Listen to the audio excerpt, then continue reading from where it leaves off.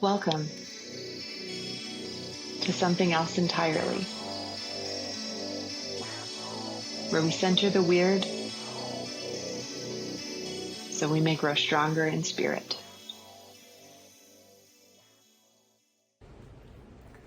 Hey everybody, today on the show I'm sitting down with a past student of mine, Fitz, who is sharing about how his near-death experience totally transformed his life from being completely anxious, depressed, not wanting to be alive, to feeling that his life had meaning and purpose.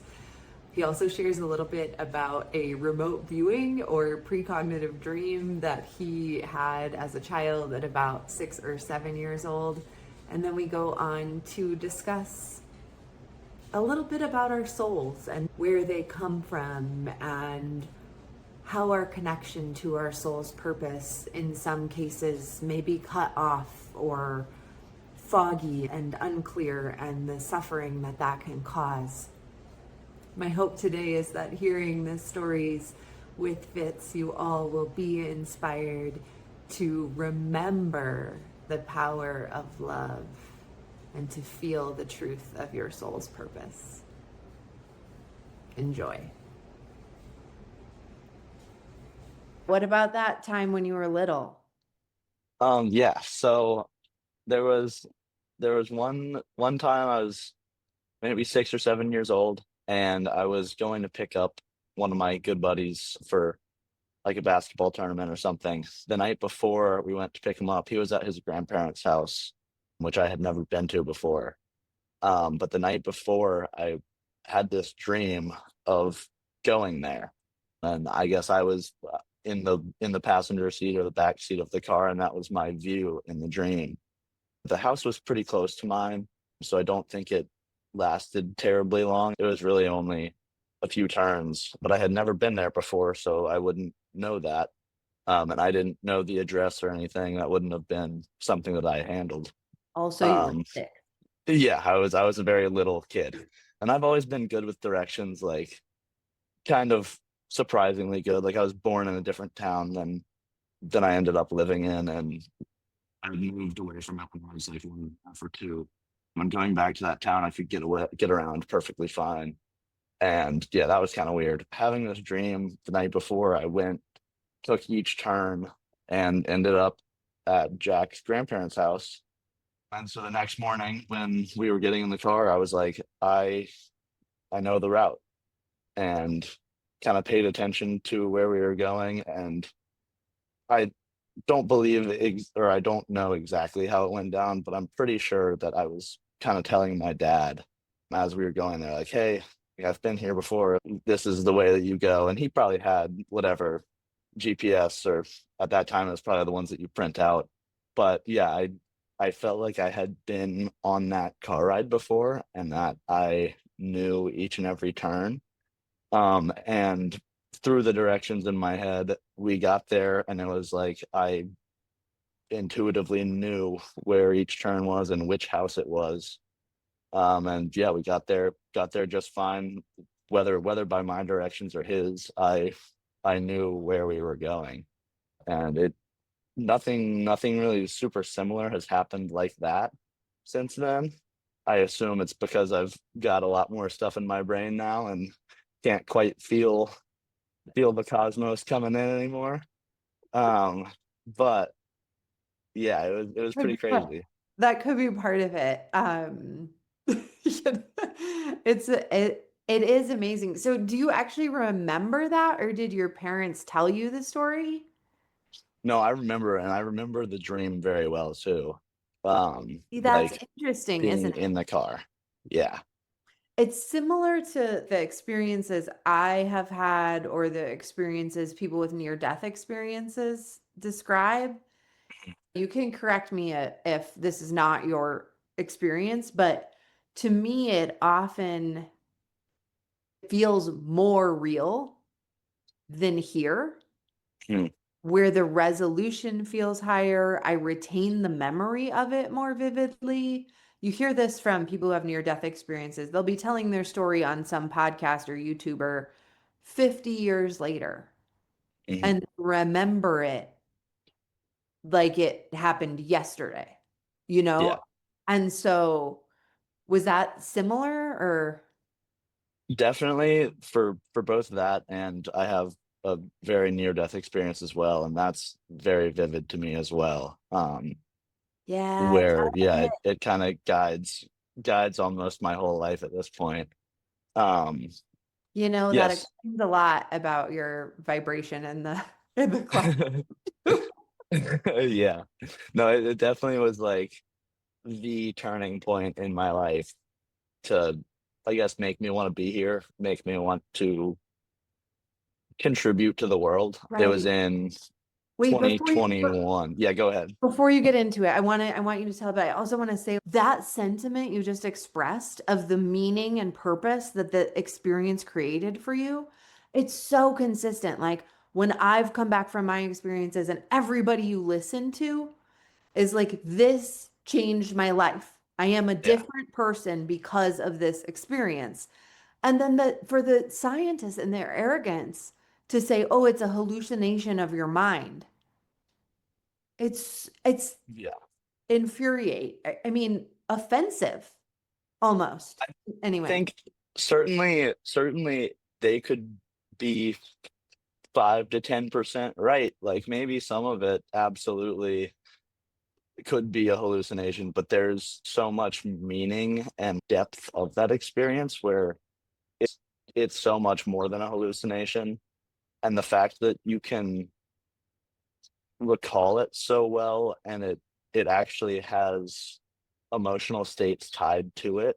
It feels a lot more grounded in reality than a hallucination could be, especially with the visions that I had during I was in a coma. During that coma, like they were all very real world visions that tied into my real experiences and my basically my whole life. Um, can yeah. you tell us more, Fitz? Yes. I guess one important preface to the story, and sorry if I'm doing any trigger stuff here, I guess trigger warning for suicidal stuff or whatever. I Guys, used to be very deeply depressed. All of high school, I was pretty depressed. Actually, in fourth grade, started cutting myself. I don't know where it came from. I have a very loving family. I've always had a very supporting community around me. My neighborhood is like a big family. So it's nothing to do with my experience, I guess. It's a lot to do with, I guess, brain chemistry and how I was interpreting the world. I came to a point where I was like, nobody loves me, and therefore I should not be here. Like high school, sat on a ledge for a while, thank God I didn't do it. Good preface to this story because that entirely changed after this experience. It was in 2021. There's a mountain bike spot out in Asheville, North Carolina called the River. Anyone listening, go ride there. It's the best. But I had just gotten hired there the day before as a digger for their dirt jumps. And so I was like, heck yeah, I'm gonna go celebrate, go ride some jumps. And I remember warming up in the morning and after that, nothing. But luckily there were some people there. I think it must have been like a wind gust or something while I was in the air. They've got some really big gaps and you go really high. I don't know exactly what happened, but I hit the ground, became fully unconscious, and started seizing right when I hit as well. So they got me out of whatever the seizure state is while the ambulance was on the way. And the gurney came out, and I stood up under my own power and got onto the gurney. But the entire time, my eyes were rolled in the back of my head. So I couldn't actually like physically see anything. so at this point you were still in your body. Yes. Okay. I didn't completely leave my body until probably a day later. So I also completely ruptured my spleen. Like you've got an in blood vessel and an out blood vessel. And they said it was hanging like mirror dice inside of me. And they think that contributed to keeping me in the coma. So I was in a coma for 1.5 to 2 days after that. And yeah, probably I'd say a day in or something, I was able to go out of my body and see myself inside of the operating room, or the ICU, not the operating room, and kind of see myself like hooked up, see that I was laying there unconsciously, and it felt like oddly not scary. Like I could see myself, and I was like, "That's me." I recognized that it was me, but it was still peaceful, I guess. But the real transformational experience came when I think it was my life flashing before my eyes. That's how I describe it now. It was really the most beautiful thing I've ever seen. I saw the close-up frame of just the smile of everybody that I loved. Like it went through my whole family and all my friends and maybe even some strangers. I don't know. It's just like super happy smiles, and I felt so at peace. And at the time, I was still kind of not wanting to be alive. And so when I woke up, I my whole world had changed. I was like, I think I know what life is about for me now. Since then, like making other people happy just to see that smile has been what life is about. And like in your class, maximizing joy. I've been irreversibly changed by that, where it's like now I live each day with a lot more of a purpose and a lot less of, I guess I had some other kind of dissociation moments while I was depressed where it was like I was watching myself from third person for like up to a week, where it was like I'm not really living this life. And it felt super weird and not great. Some of that concussion brain fog that still existed, but I knew I wanted to be alive by then, so it didn't feel as depressing. Yeah. It's a beautiful story, and it's hard knowing you now because I only know you now. It's hard to even imagine. Yeah. I mean, I obviously believe you, but imagining the person you're describing is like Fitz was, When you talk about the other dissociative experiences when you were sad in comparison to seeing yourself in the ICU, having your life flash before your eyes, so to speak. That's also a very common theme. I don't know if you've listened to a lot of near-death experiences, but this is what I do now. I just listen to these while I'm doing chores, while I'm doing the laundry, is what I do. And life review is a very common motif that's repeated by lots of Yeah, folks. Not like in a way to diminish your experience, but more to add to the validity of it. Of like, yes, for that sure. is a thing that happens. But I'm curious if you can give any more information about the difference in the experience of seeing yourself from outside yourself in a near death experience versus seeing yourself from outside yourself in a depressive state. And Hmm. I ask because if you heard the episode with my neighbor, where Hmm. she kind of had some out of body experiences, but it seemed like they were very much coming from the orientation of an emotional state of fear or depression or anxiety or something. And so I'm curious, it seems like you've had both. So if you can speak anything about the difference of how it feels or Yeah, I definitely like they feel very distinct, and I think words are kind of going to be what trips me up here, just because it's so hard, very isn't it? limited by the vocabulary that we have. You're telling Um, me. but I think the best way that I can put the depressive dissociation is just like your heart feels low. Not in the like typical, oh, like I'm sad way. There feels to be weight in your chest while it's happening.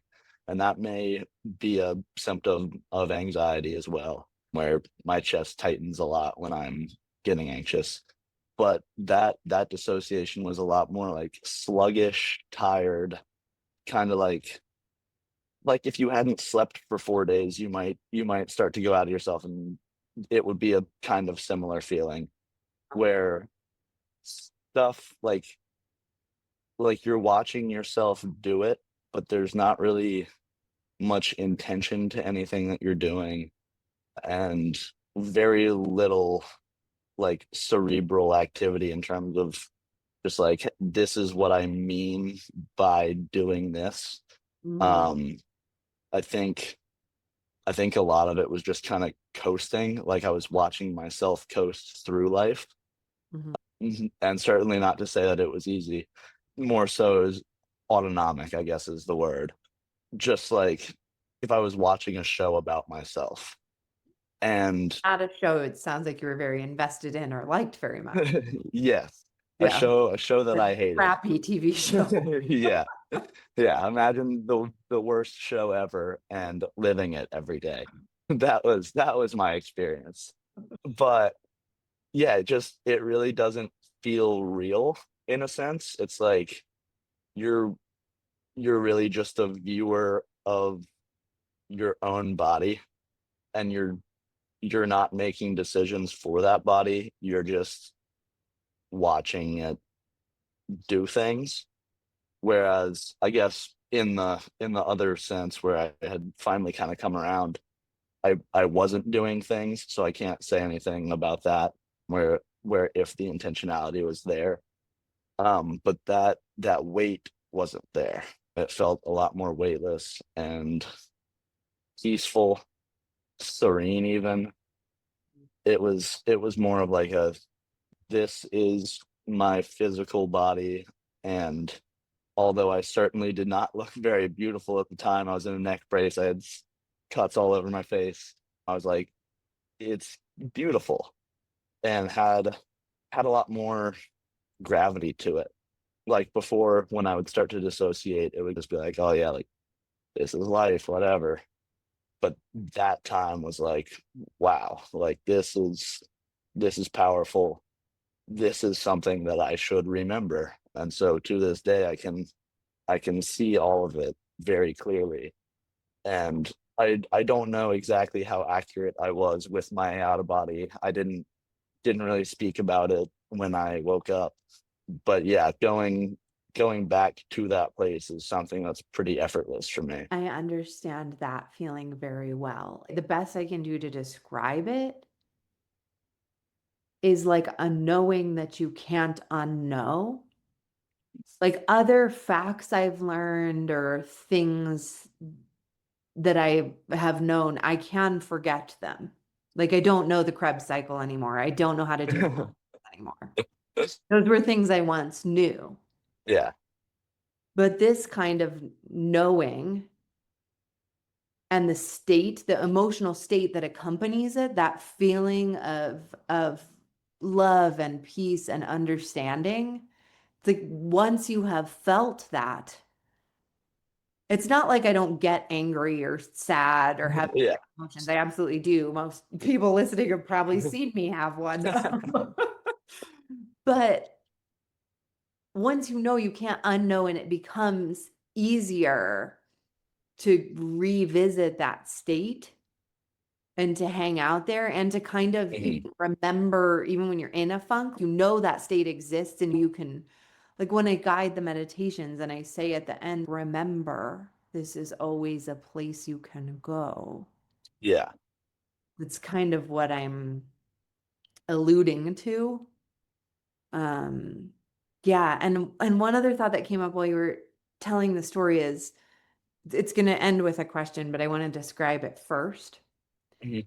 So part of the reason I started doing this is because I would I could see something in the young people that many of them, of you all, are suffering Mhm. like you were before I knew you. Yeah. I see a lot of the pre NDE Fitz in my classroom. Yeah.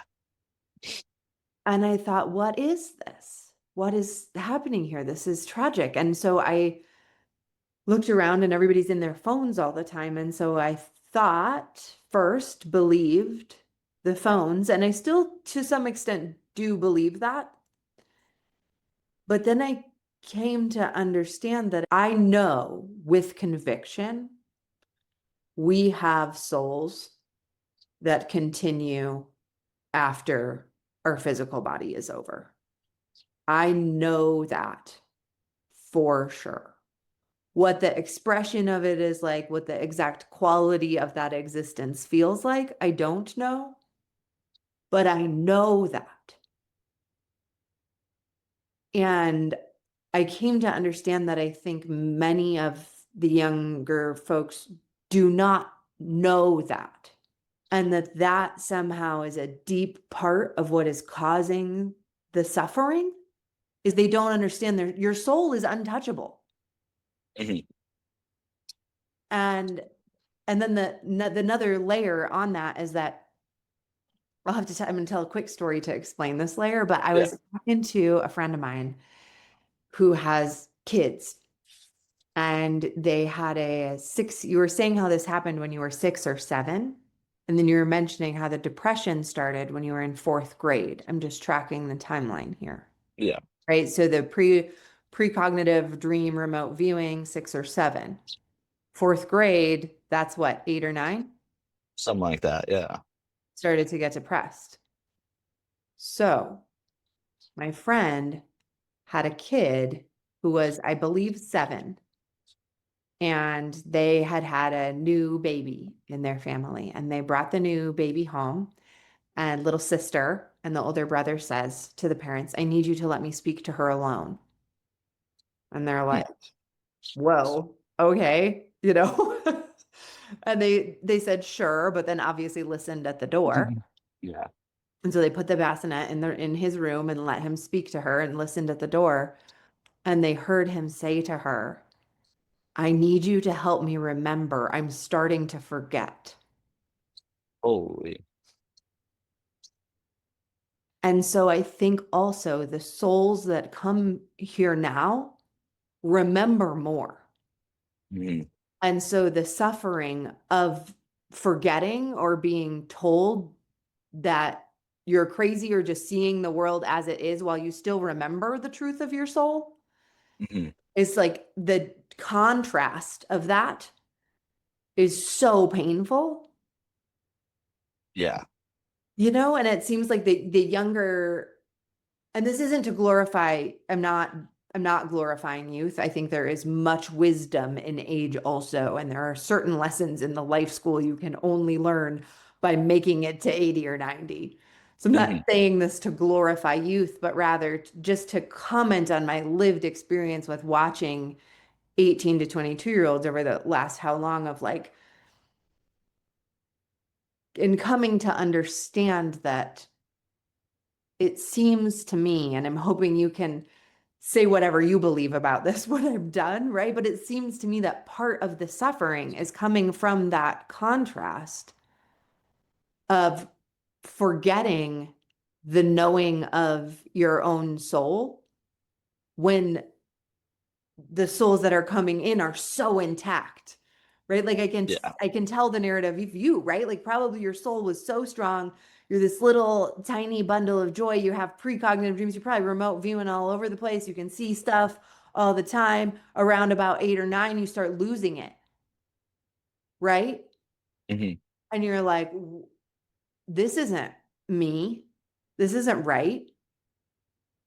I know I was suicidal when I was younger too. I wanted to get out of here. I didn't think I belonged here. I was convinced that I was my poor parents. I was convinced that I was adopted Oh wow. because I was like, no, I'm not from here. Yeah. And that was like the only word I had learned to try to explain what I was feeling, which is like we're not from, none of us are Mhm. from here. Our souls aren't Yeah. from here. So I don't know, does any of that feel true to you, or I don't know. I think certainly it has some truth to it. And I have a lot of little cousins, like 11 or 12 of them. And I've gotten to see them go from infancy to now they're, I don't know, 9 or 10. Some of them, there was like a 2-year-old and 5-year-old, whatever. And so I think being able to actually see that in action through all of them, and we all live like a mile or two from each other in North Carolina. So I've been able to watch them grow up. And I think being able to see that they kind of kind of grow out of that, like, I don't know if it's like wonder or awe or whatever, but you can kind of see when they start to become more cerebral in the math and science sense Mhm. than in the cosmic sense. Like when they stop saying all the stupid stuff that you're like, oh, I'm an adult, that was nonsense, and kind of start moving into the more educated speak, as we may call it. I think that's certainly a a noticeable difference. Yeah. I don't exactly know if that's the cause of suffering. I think certainly it could be a factor, but I think a lot of it for me was just not knowing that it wasn't only me. I certainly felt like alone in all of those thoughts. Mhm. And so with that, I was like, I am the problem. Like Right. this is just me. I need to get rid of this virus before it spreads to everyone else. So I think intention, as with everything, intention and attention, that's my new thing. I say it all day. Um, but yeah, it's just knowing that you are here for something made a large difference to me. And I think if we were able to somehow express that to the youth, it may make a difference. I've definitely seen and talked about the exact suffering that you are seeing in students. Been a few that I've opened up to about my experiences, and I have a whole notebook from when I was in that time and shared all my notes and all my thoughts and whatever. And it seems that everyone that I've shared with has been like, holy shit, I've never seen it put this way. And so I think it's a very shared feeling that some people are able to express in a different way. And I think certainly for me, meditation was big. Freshman year of college, I got really into yoga and meditation and started coming more into like one with these feelings where I was able to separate them from myself and figure out what they were rooted in and why they were wrong. And then yeah, had that experience the next year, and really, I mean, I couldn't do anything but change my mind. It was like, obviously I've got a purpose and obviously it's freaking cool. So yeah, I think that's with everything, intention and attention, but certainly screens aren't helping us. You can get some good things out of them, but Yeah. the fact that they are making profit off of addicting us is pretty sickening. Um, yeah, I And think definitely. yeah, and the colonization of our imaginations, right? If we all have within us this kind of I love the word soul because to me that's what resonates and that's what it feels like it comes from, right? But like our soul's unique power, and by that I mean the authentic power of love, not power in the fucked up way it's come to mean in this world. I mean like actual authentic soul's purpose. And then these tech companies are colonizing our imagination.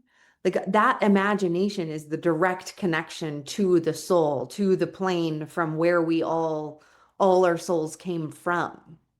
Mhm. Right. And so now it's like that connection to source or whatever words you're comfortable with is being cut off. And that is painful.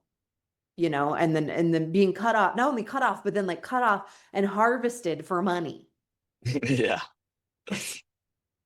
Really, really, but not for long, I don't think. Hopefully. Yeah. And Yeah. I think there's certainly a whole lot to that argument of the power of love in our souls. And I think that could be part of the reason for the suffering, in that we start to lose the importance of the power of love as we grow up. I know for me, like, as I got to third grade, whenever I'm in North Carolina, bunch of young kids, you start to express some of that, you're probably getting called names. I've been able to see it in my cousins, where some of them from a very young age were very open about kind of that, like, oh man, I love this, and it only meant true love when they were saying it in that way. They don't say it like, oh, I love pizza. Like, they're they mean it when they say it. Yeah. And I think losing that intention of misrepresenting the word is a large part. And I certainly was a victim of that, or whatever, to where I didn't truly understand what it really meant until my experience, to where now I definitely try and use the word more sparingly and use it when I mean it, and speak with more intention in all of the words that I'm using, because we do have a limited set, and they need a home. They need to mean something. So yeah, I think being able to recognize the power of that love, and the power of the way that we describe it, Yes. is very important. Yeah. I agree. And the way that in some instances, at least, love has become a word instead of a state of being. Yeah, I can even trick myself sometimes. I can say like, okay, I'm going to be loving, and then I can feel myself feeling depressed. Not in a medical sense, but just low energy, the heaviness in the heart, right? I can Yeah. feel that sometimes. They're saying, I'm going to be in a state of unconditional love, but not really putting in the effort required to really be it. Like it's not a word, it's a state of existence, Yeah. you I know? think I think certainly one thing that was very helpful for me in that sense was, at the end of your classes, doing love and kindness meditation. You can start to feel that it isn't just a word. Like, when you're conjuring up the people that you love, the people that you may not love, and the people that are kind of medium, and applying that, not just feeling but state of being, to them, Mm. it it puts a lot more power behind the word, to where you're not necessarily just, I love pizza. You're not doing that to them. You are actually putting your emotional security behind what you are saying, and what you're thinking, and what you're feeling. And when all of those meet in the middle, the thinking, feeling, and whatever else I just said, when all of those meet, it feels a lot more like true love and true kindness. Yeah. And that feels different than the colloquial love. Yes. Yes. Yeah. I think we'll just close there. Neato. Because it's too good. I can feel it. I hope everybody else can feel it too. And just to know that, to thank you, Fitz, honestly, it's like the resonance here is really special and sweet. And I hope that everyone listening can feel that. And just to remember, the power. It sounds so cheesy to say, but it's true. To remember the power of actual love as a state of being.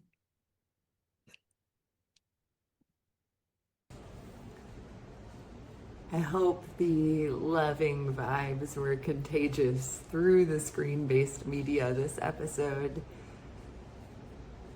If you're feeling a little down or low, please feel free to go back and watch the previous recording of a meditation for universal love and compassion. It's sure to pick you right up, get your nervous system calm and your heart wide open. In the beginning of this episode, we also spent a little time talking about a remote viewing experiment I did in which I visited Fitz's house. So if you're keen to hear more about that, that will not be released, but you can shoot me a message and I'm happy to share more about that.